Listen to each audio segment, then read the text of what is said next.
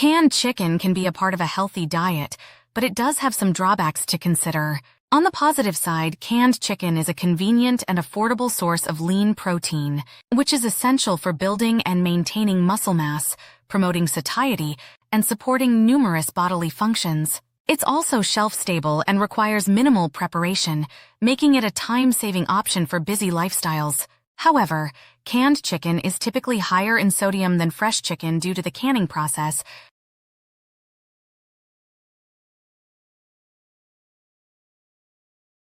and consuming too much sodium can contribute to high blood pressure and other health risks. Additionally, some canned chicken varieties may contain added sugars or unhealthy fats, so it's important to read labels carefully and choose options packed in water for the most nutritional benefit.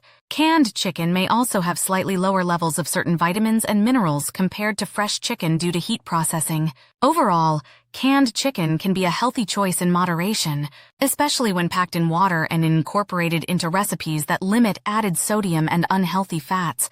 If you're aiming for the most nutrient-dense option, fresh chicken is generally preferable.